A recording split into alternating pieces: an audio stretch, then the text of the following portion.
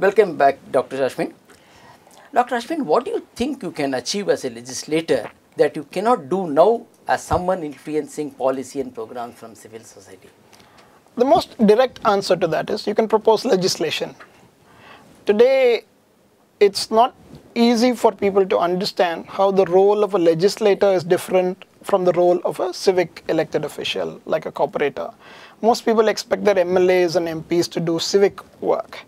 This is unfortunate. I'm not saying they should not help with that, but there are other areas that need attention as well. There is legislative reform that is needed in the assembly of the state. There is legislative reform that is needed in parliament, including reform of parliament itself, not just reform from parliament.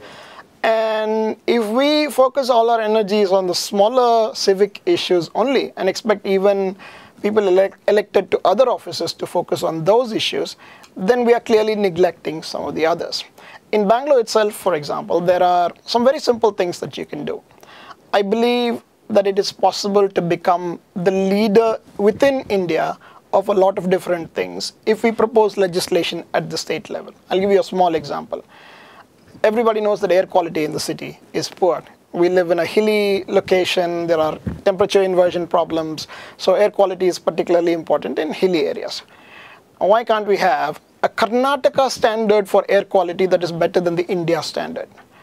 Why can't we have a Karnataka standard for water quality that is better than the India standard? We somehow, for many years, we have lived with this idea that whatever applies to the uniform average of India is what we all should be satisfied with. And I think that's not necessary, actually.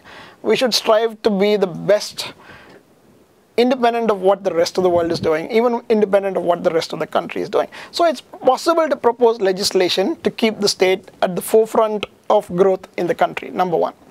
Number two, you can even do structural reform. As you know, we've been trying to advocate the Bangalore Metropolitan Region Governance Bill in the Abide Task Force.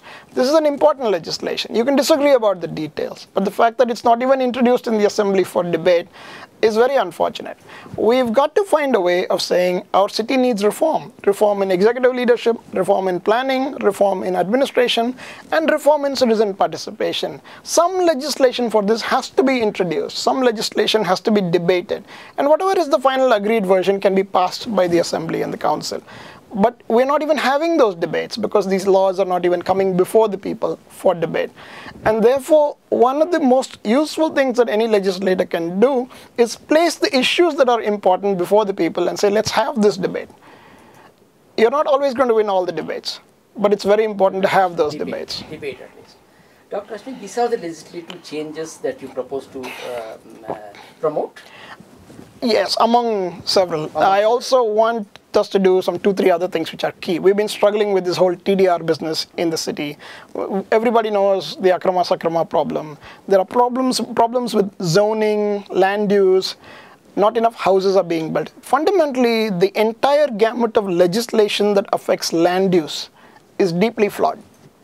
We are unable to either ensure wide access to land and housing for a large section of the population, or promote it from inside the government and say, we will provision it for you. Neither of the two is happening. So every year you end up with 15,000 more families that are homeless and another 200,000 families that are actually living at some subsistence level in all sorts of shelter. This can't go on. Fundamentally, we are reaching a level of complexity which is itself staggering. And this is the reason why many politicians are also not getting into the problems. They sort of feel daunted by the whole thing, saying, this doesn't even seem like a problem we can solve. Why put your fingers into it and see whether you can solve it and get somebody to bite off your finger? But the reality is, unless we can tackle this together, we can't go forward. The other important arena of legislation is citizens' participation. In a city of 9.5 million people, you'll never be able to solve all the problems on your own. The commissioner's office, however well-intentioned, simply cannot keep an eye on the entire city. And mere devolution of power to joint commissioners and chief engineers is not enough to receive the same level of attention. The only way to actually build cities, and this is not just my point of view, there's good research now that says this is the way good cities grow, this is the way Portland has grown, this is the way Barcelona has grown, this is the way Porto Alegre has gone. The example cities around the world, not the New York and the Shanghai which gets visibility and attention in news media, but the cities that people consistently say, I would like to live in such a place.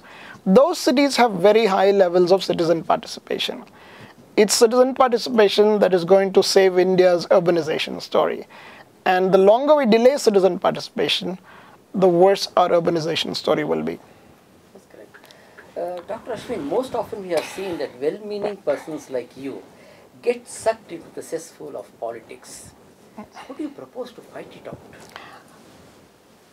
It's hard to say. The cesspool of politics, if you become ambitious and say, well, first I want to be this and this, then I want to be this, and so on and so forth, until you become whatever you think is the height of that ambition, I think it's easier to get sucked into that cesspool if you do that. I frankly don't want to do that. I would much rather be able to say, I gave a certain portion of my life to public service, whether it's 5 years, 10 years, whatever it is. And during that period, tried to accomplish some very specific things. That beyond that, I believe I should have my professional career. That I should in fact leave it to other people to take forward the story of the city and the state. And go back to whatever it is that I'm good at. Go back to whatever it is that motivated my professional interests. And as you know, it's possible to be in public service even outside politics. The great thing is that today the space is opening up so much that even technical, managerial, academic type positions are able to weigh in on public policy. And I think I can always go back to that life. I don't want to become a career politician or a professional politician. My hope is only to bring a certain amount of professionalism to politics. And if that is achieved, game over.